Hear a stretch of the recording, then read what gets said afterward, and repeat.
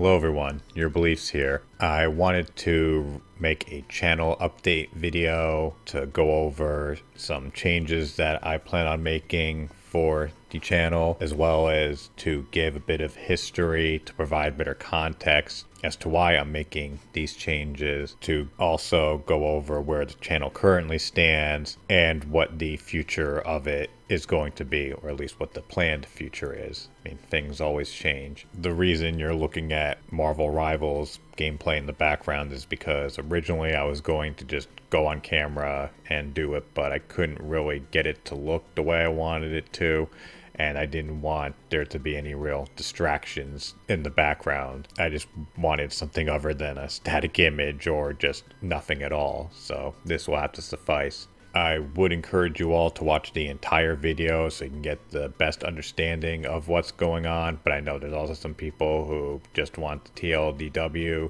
so I will be posting a timestamp on the screen now. Again, I do encourage you to watch the entire thing, and no, it's not because I have a bunch of mid-roll ads in. There's literally none. For the full understanding, please keep watching, but for the really important bits, feel free to skip ahead. So to quickly go over like the history and the story of this channel, part of the reason why it's called Playing with Your Beliefs is because it originally started off in 2016 as a gaming channel. I was posting stuff like Let's Plays, giving my thoughts on certain games and stuff going on in gaming culture. The best way I can describe it, not saying that I copied this at all, because obviously I wouldn't, but think KO Gaming, what Phil tried to do. That's essentially what I was trying to do as well. And as you can imagine, this went pretty much nowhere. I barely got any views. My best videos might get maybe 1,000, 2,000 views, and I got pretty much almost no subs. In fact, it got to the point where I had so few that I got kicked out of the YouTube partnership program because they changed the rules in terms of how many subs you needed to have, and they wouldn't grandfather in existing partners. So I actually got booted out of the partner program because I had less than like 50 subs. But I was still making content. I kept trying to kind of take off. But I mean, if there was one thing though that people weren't looking for between the years of 2016 and 2018 was another YouTuber who was making game content. So the channel pretty much went nowhere. Eventually, it just became a bit of a repository for Overwatch and Apex Legends clips that I would share with me and my friends.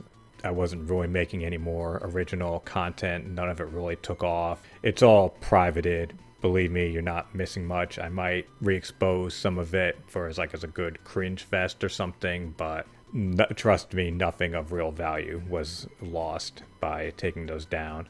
And the channel stayed that way for a while. It wasn't until May 30th of 2021 that the fundraiser video went live, and then that's when that was pretty much the start of everything. Channel skyrocketed. I mean, relatively speaking, I got 2,000, over 2,000, nearly 3,000 subs almost just off of that video. That and the follow-up. I was able to get back into the partner program. I actually wasn't able to monetize the fundraiser video until after it already cleared 100,000 views. So all of that I lost out on, but whatever, it is what it is.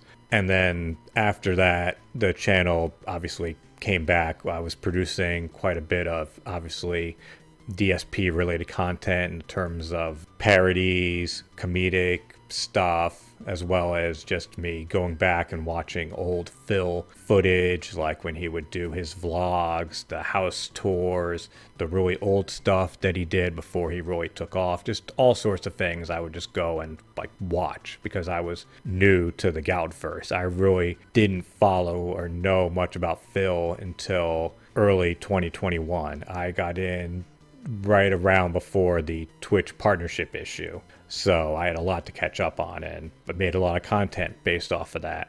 And I also did some live streams, gaming stuff, playing a bunch of old wrestling games, and that eventually led to the Local Wrestling Alliance, or the LWA, and things were going pretty well. I had memberships, I also had a Twitch channel, and things were good.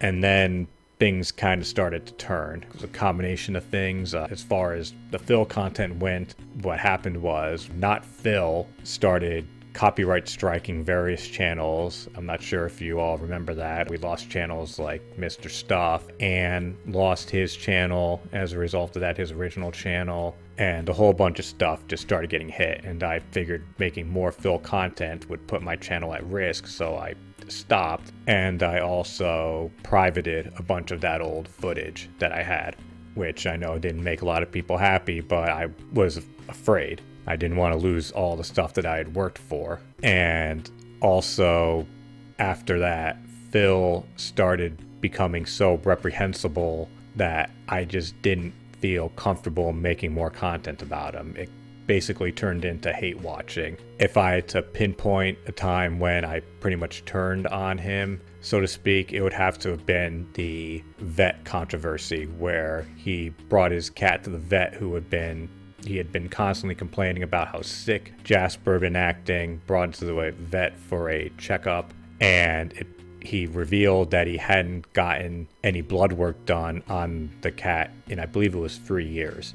And if you're a pet owner, that is absurd. You should be getting blood work at least once a year. I mean, it's like a physical for your pet.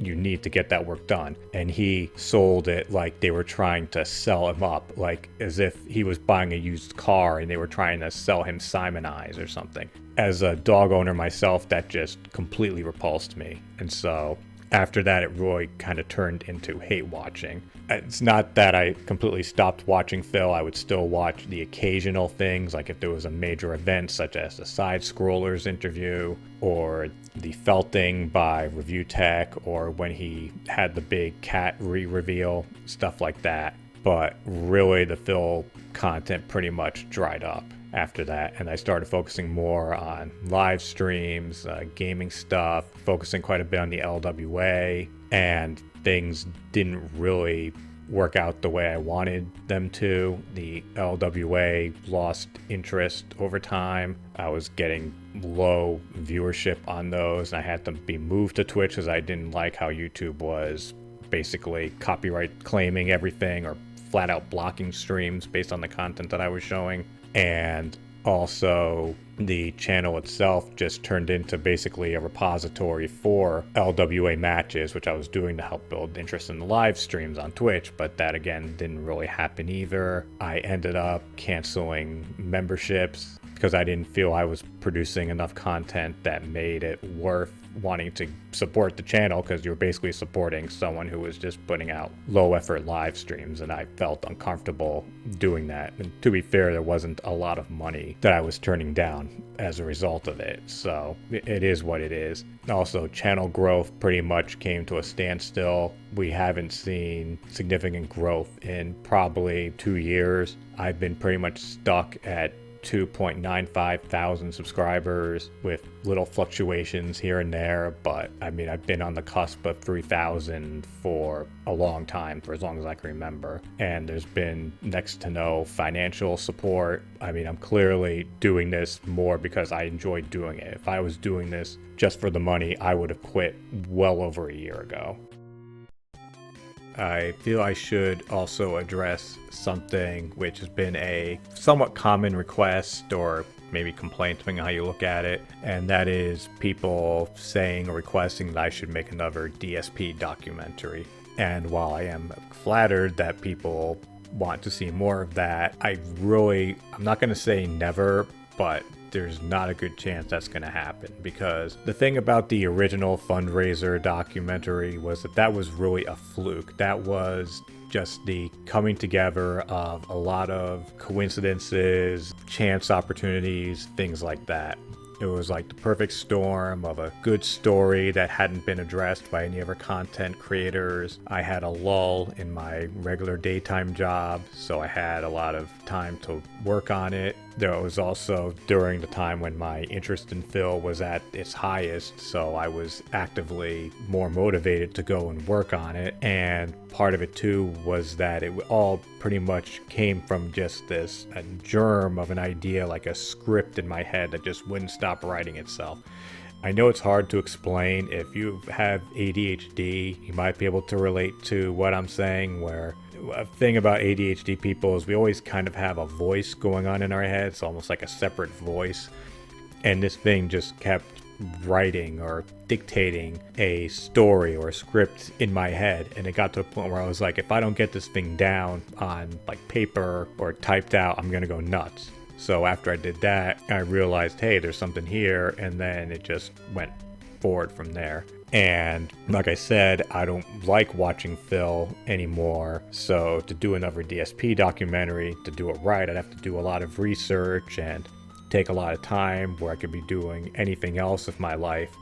I mean, I don't have all the time in the world. I am actually married with 3 children with busy schedules themselves, so it's kind of hard for me to go and be like, well, sorry, son or daughter, I can't go and help you out or assist you with something because I'm busy working on a documentary about a 43-year-old e-beggar. I mean, part of that stuff was also why I stopped making the gaming content that was going nowhere. I found myself spending time making content no one was really watching instead of spending time with my children.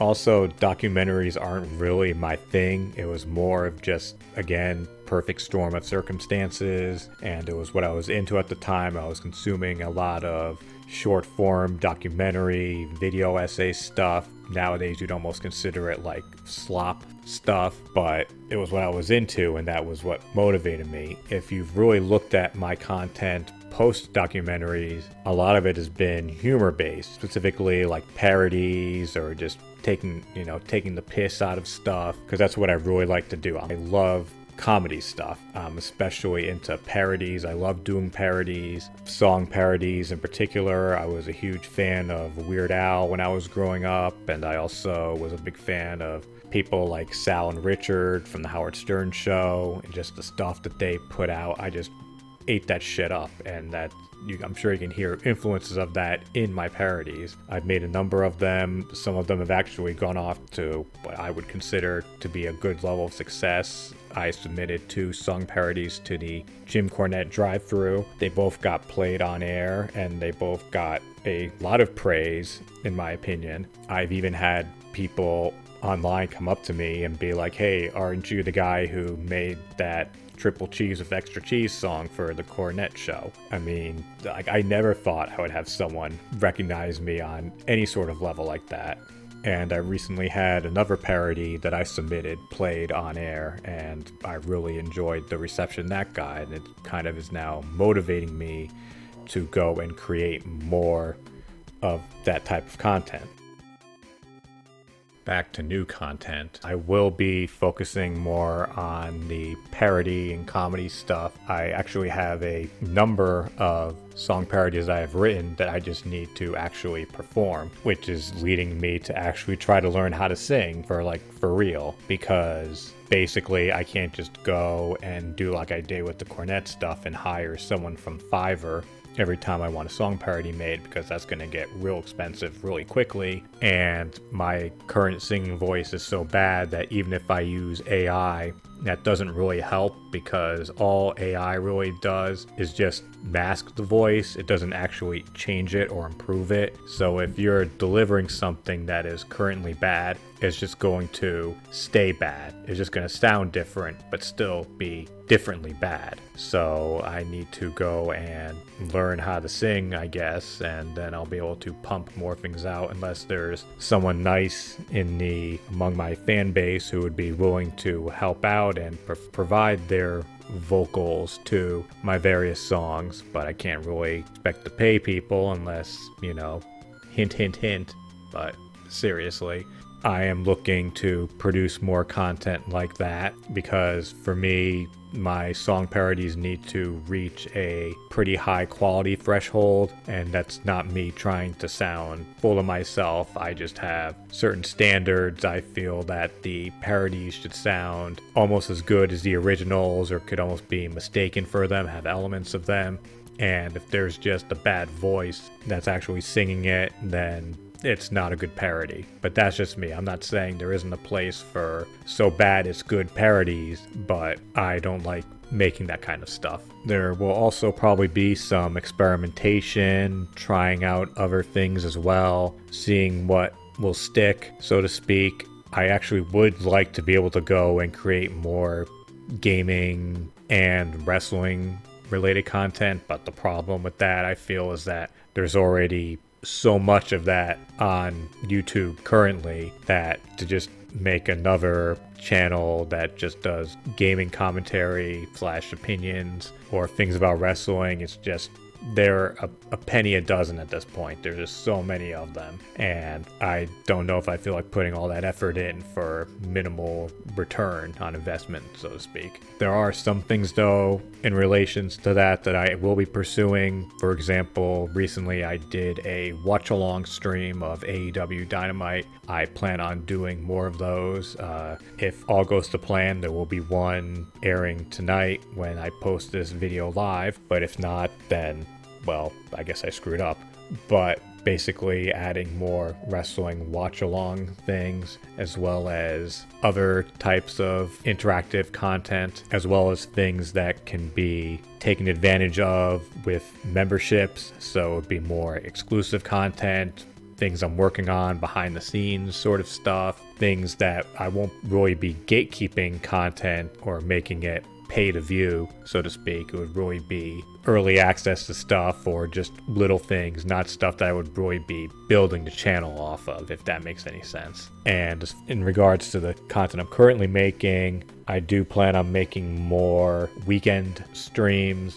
Right now, it mainly is just being taken up by lolcow catch-ups. I'm planning on maybe expanding that, and also perhaps doing some other tangentially related content, like getting into some of the This Is How You Don't plays. I've had some, I guess I'll say, fun watching some of them, such as the Metal Gear Solid This Is How You Don't Play and the Arkham Asylum one, which I guess are fun in an ironic sort of way. And also in regards to soon upcoming content, I will be doing another Memorial Day fundraiser event, or rather event. There will be numerous streams throughout the Memorial Day weekend, starting on Friday the 23rd at 10 a.m. Eastern Standard Time. The focus this year is going to be all Sega games. I'm going to be playing random Sega games I've never played before, and this is going to be for every Sega console. Well, everyone within reason. So that would mean the Master System, the Game Gear, the Genesis, the Sega CD, the 32X, the Saturn, the Dreamcast, all the big ones. And I will have the Wheel of Sega, where I basically will spin a wheel and whatever random game picks up within reason, that will be the one that I end up playing. The streams, as I said, will go on all weekend, with them being generally over 3 hours long. For those who don't know, this is an event that I hold every year for Memorial Day weekend. It's a charity fundraiser. I do it in memory of my mother, who died of breast cancer nearly 20 years ago, and this was after she battled the disease for over a decade. It took her young. She wasn't even 60 when she died. As a result, she never got to meet her in-laws. She never got to meet my wife. She never got to meet her grandchildren. And it was really painful seeing how this strong woman ended up just turning into a shell of her former self. And I just resolved after she died that if there was anything I could do to help prevent people from going through the same pain that I went through, that I would try and do it. And just to clarify something, because in this day and age I simply have to, this is not a completionist situation or like a Gerard Open Hand Foundation thing where it's money that I'm taking in that's going into a quote-unquote charity disbursement thing where I'm just going to take in money and then you'll just have to believe me that I'm dispersing it. No, this money goes directly to charity. It goes towards the National Breast Cancer Foundation, and they are a legitimate charity. All the funds will go directly to them. I don't get any of it, and there's no fees for collecting the money, so all the money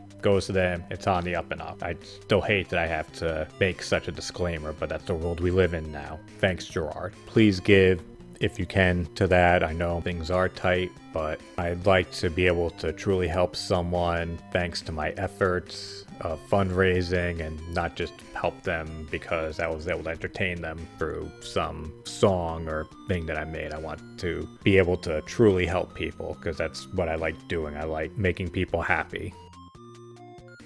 I guess I should also address a new change that has recently come to my streams.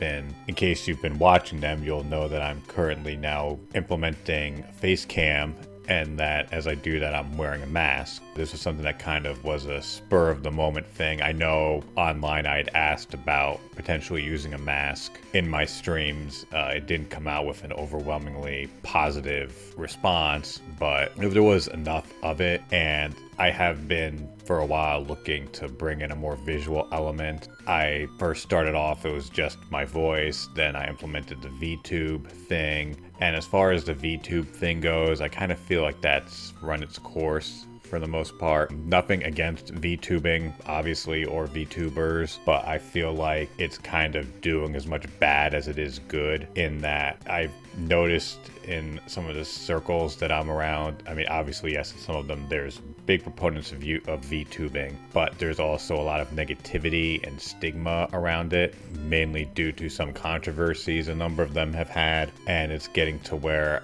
I feel like a problem that I've been having, because one thing I've noticed in my streams is that there's a very low average watch time, which means that probably a bunch of people are just clicking on the stream, immediately seeing a VTube, and they're like, okay, no, and then they just nope right out of it. I feel like it's kind of run its course, and also, unlike other VTubers, I don't have the cool setup they have where it's more intricate with finger capturing and being more in-depth. Mine is just a webcam, and I don't really feel like putting in resources to improve upon it. So I'm going to implement face cam using the mask from now on. I know some people are probably disappointed or be like, hey, just take off your mask and show your face. Well, I do want to still keep a little bit of anonymity with this, and if I'm being completely honest, you people really are not missing much. There's not a classically handsome looking man under the mask, because if there was, I would definitely be there. And also there's someone who for a while definitely should not have been on camera, as I was heavier